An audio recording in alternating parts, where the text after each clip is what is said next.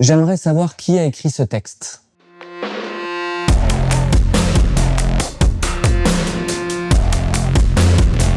Je m'appelle Thomas Darmandrail. On est chez Vapostor à Bordeaux, rue Vital-Carle.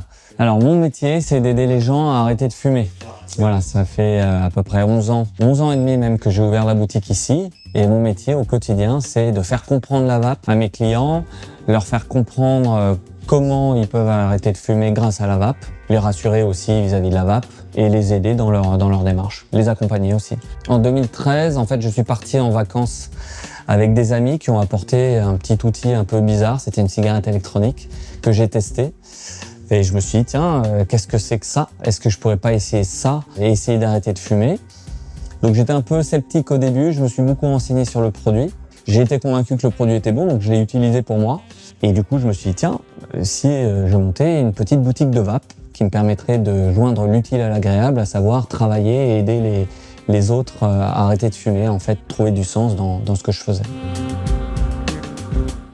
Le projet de loi, c'est une catastrophe, c'est quelque chose dont on avait un petit peu peur, qu'on craignait depuis quelques années, mais là, le projet de loi va plus loin que ce qu'on imaginait, puisque l'idée, c'est pas simplement de mettre des taxes sur la vape, c'est surtout de nous associer au tabac. Donc ce projet de loi, il est catastrophique pour nous. Il remet en cause pas mal de choses, il remet en cause notamment notre réseau de distribution, puisque ce qu'on comprend avec ce projet de loi, globalement, c'est qu'on voudrait que la vape soit distribuée désormais par les buralistes.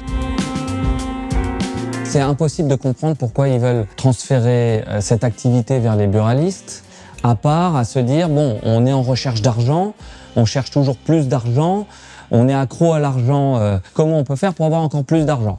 C'est vrai que les taxes du tabac rapportent beaucoup, c'est vrai que la vape vient mettre en danger ces taxes-là, puisque depuis une bonne dizaine d'années, on a une baisse significative de la consommation de tabac et une augmentation du nombre de vapoteurs. Et donc j'imagine qu'on doit se dire, il faut absolument trouver un moyen de récupérer cet argent-là. Et le meilleur moyen, ce serait peut-être de le faire distribuer par les buralistes qu'on connaît déjà bien et qu'on sait comment taxer. Il y a déjà suffisamment de buralistes sur le territoire. Et puis nous, justement, on ne veut pas entrer dans ce modèle-là. On lutte contre l'industrie du tabac depuis le début. C'est pas pour aujourd'hui devenir buraliste. On ne veut pas. Et puis surtout, on ne veut pas faire comme aux États-Unis, c'est-à-dire vendre le poison et le remède au même endroit. C'est l'opposé. On est là pour lutter contre eux. On serait sous régime douanier. Alors qu'est-ce que ça signifie pour nos entrepôts? Je ne sais pas ce que ça signifie. Qu'est-ce que ça signifie en termes d'agrément? Je sais que les buralistes ont besoin d'avoir un agrément qui est assez cher d'ailleurs, je crois entre 20 000 et 50 000 euros pour avoir le droit d'exercer leur activité. Est-ce que nous, on serait soumis à la même chose? Est-ce que les fabricants de liquide seraient soumis également aux contraintes douanières? Qu'est-ce que ça signifie pour eux? Bref, c'est un grand flou. C'est qu'en fait, on veut nous tuer le réseau de cigarettes électroniques indépendants pour, au final, avec toutes ces contraintes, faire en sorte qu'il n'y ait que les buralistes qui réussissent à distribuer la vape. Aujourd'hui, le futur, c'est difficile à envisager puisqu'on ne comprend déjà pas à quelle sauce on va être mangé, on ne comprend pas toutes les implications. Moi, ici à Bordeaux, j'ai 5 magasins de vape, 12 salariés. Est-ce que ça signifie qu'il faut que j'en ferme 4 ? Est-ce que ça veut dire qu'il faut que je licencie une partie des salariés pour ne garder qu'une seule boutique? Est-ce que si je n'ai qu'une seule boutique, finalement ça va être rentable?